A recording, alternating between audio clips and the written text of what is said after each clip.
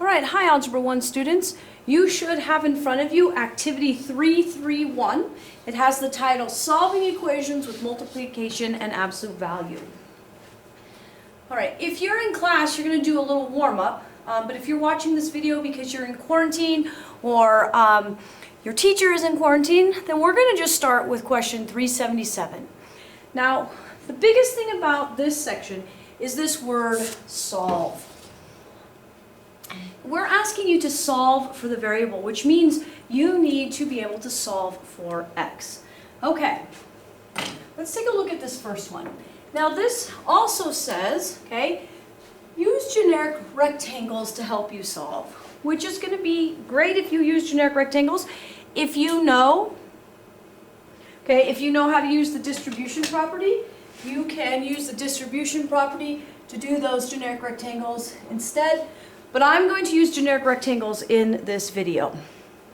All right, let's get started here. Well, I have 2 times the quantity y minus 2. So that means I have a base or a height of 2 in my rectangle.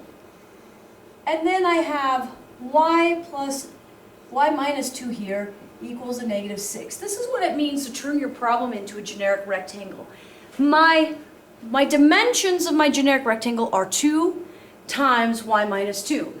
Now, we're just going to fill in those pieces. So 2 times y is 2y. 2 times the negative 2 is negative 4. So what does that mean for us? Well, that means I have 2y minus 4 equals a negative 6. Now I'm ready to go. And now you guys know how to solve this. This is what you did all last year in Math 8 or pre-algebra. You have to isolate or get the y by itself. So in order to do that, I have a negative 4 or a minus 4 here. I have to move it to the other side, which means I have to undo that operation. So to undo minus 4, I'm going to add 4. So I get 2y. Minus 4 plus 4 go away. Negative 6 plus 4 is a negative 2. And now I'm ready to do my last part, which is 2 times y is divided by 2. But what I do to one side, I have to do to the other. So now I have 2 divided by 2 reduces to 1. And I'm left with y equals negative 2 divided by 2, which is negative 1. Now the really nice thing about these type of problems, guys, is that you can check your work. Okay? You can always check your work when it says solve. So everyone, please take the time to check your work. You don't need to ask me, Mrs. O'Day, Mr. Reed, anybody for that help. So I'm going to make a little checkbox over here. Here's my check. Well, I'm saying that y equals negative 1. So I do 2.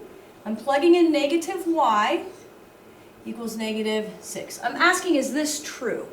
So I do what's inside the parentheses. Negative 1 minus 2 is a negative 3. 2 times a negative 3 is negative 6. Is that true? Is negative 6 equal to negative 6? Yes. So that, in fact, is the solution. Okay. All right. What happens if you get something that looks like this? Ugh. Well, my left-hand side is pretty self-explanatory. I have 5x squared plus 43 equals, how am I going to handle this? Well, remember, this is just like our generic rectangle. That's our base times our height. And if you remember from last week, we created these things called the generic rectangle. And a generic rectangle allows me to multiply quickly. So my base of my generic rectangle is x minus 1. My height of the generic rectangle is 5x plus 6. Okay, now I'm just filling in these blanks. 5x times x is 5x squared. 6 times x is 6x. Negative 1 times 6 is negative 6. And negative 1 times 5x is negative 5x. Now I'm in business because now I understand what this problem is about. So I have 5x squared plus 43 equals 5x squared. How many total x's do you have?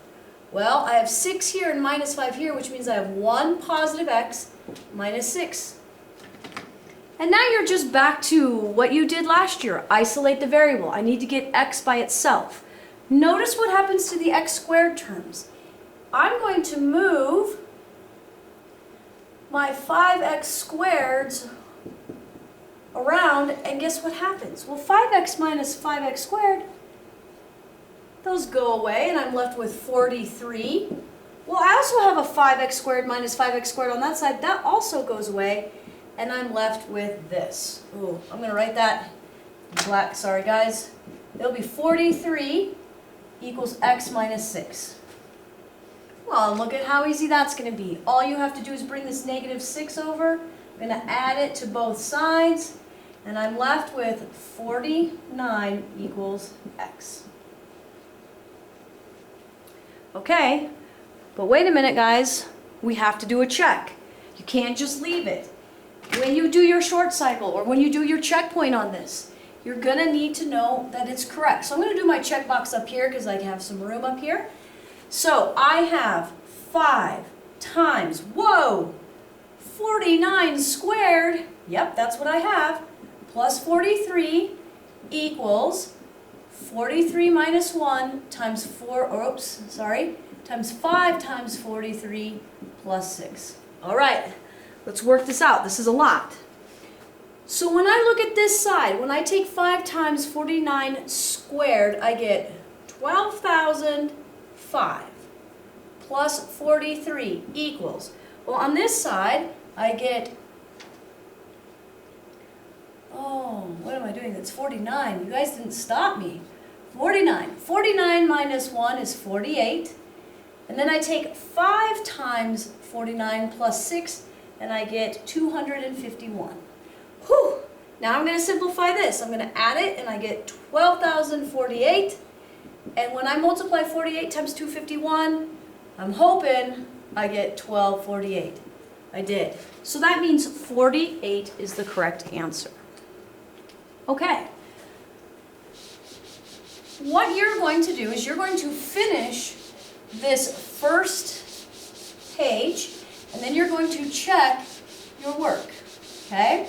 All right. I'm going to set up this first part for you, and then you're going to see, okay, what else happens. So let's look at this guy. Let's look at C and D. All right, I want to see if you guys can work this one out. But be careful, on this guy you have to make your generic rectangle twice.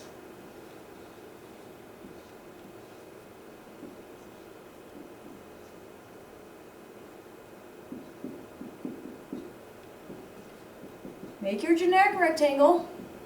Pause the video here and see if you can do C and D.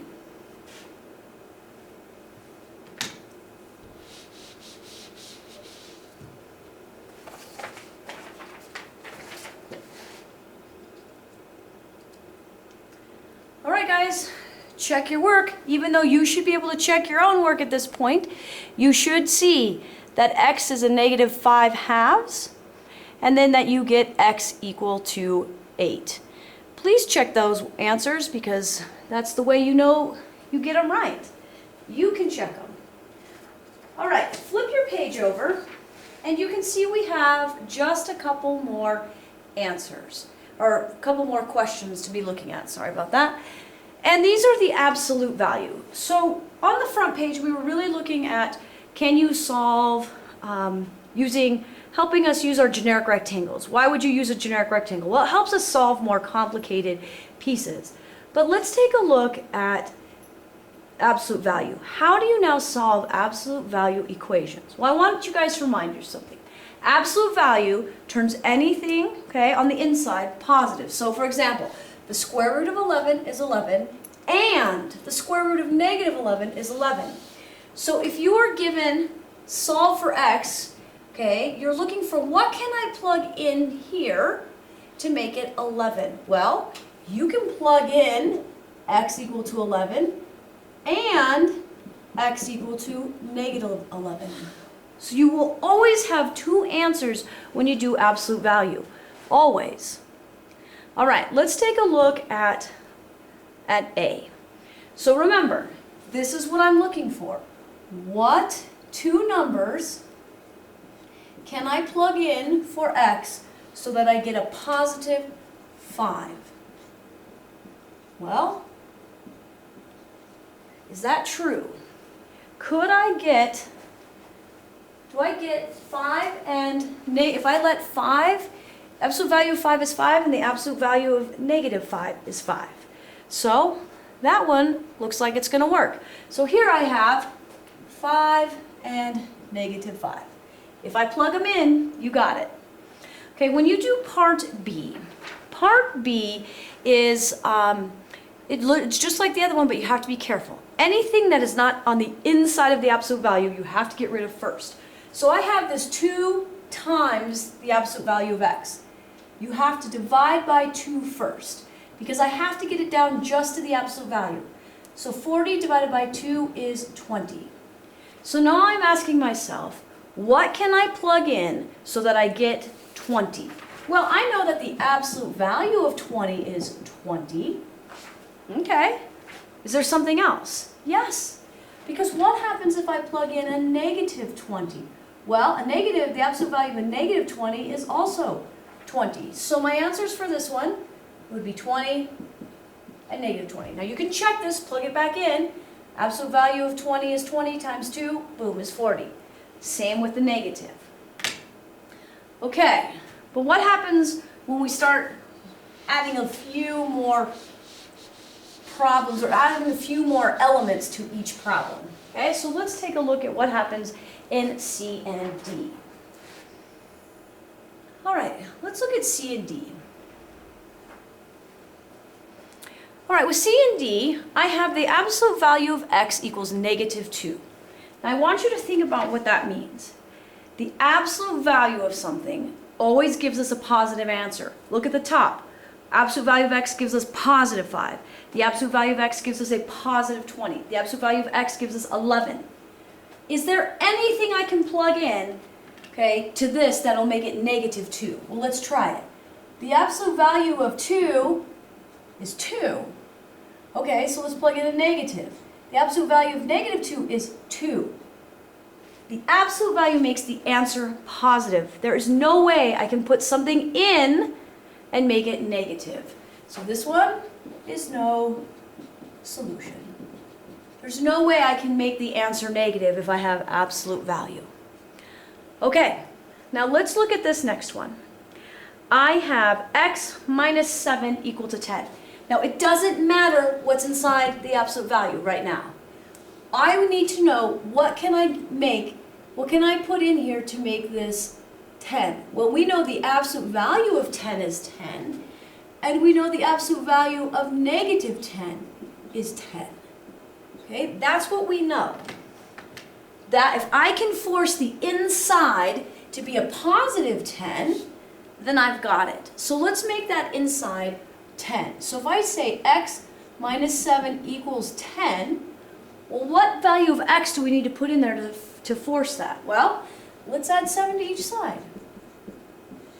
And I get x equals 17. All right, that seems good. Okay. But I also know that you're going to have 2 answers with absolute value. So let's take a look at this one. I know that if I force the inside to be a negative 10, it will also work. So let's force the inside to also be negative 10. All right, let's add our 7. Notice everything is the same except for I'm forcing it to be a positive, then I force it to be a negative, and I get x equals, well, negative 10 plus 7 is a negative 3. Ooh. What can we do to make sure we got this right? Well, let's make sure we get it right. Let's go back to our check. So here's the check. I have 17, the absolute value of 17 minus 7 is 10. Well, 17 minus 7 is 10. The absolute value of 10 is 10. All right, so I know 17 works.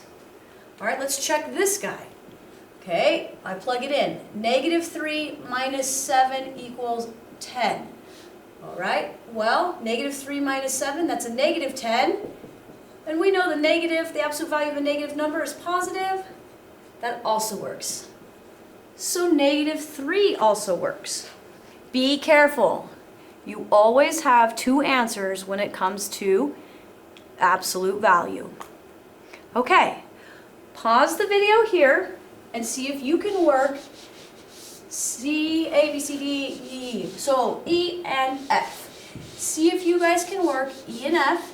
Pause the video, really try them, check your answers, and see what you get.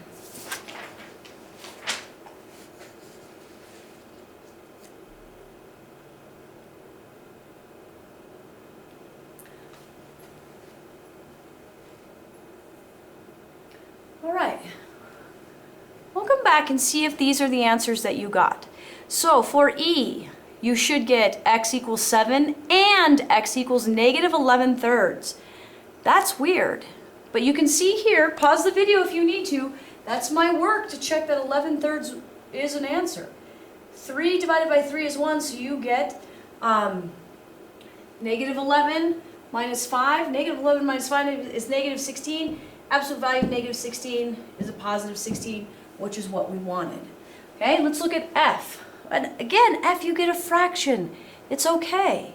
So you will get x equals 3/4 and x equals 1. All right.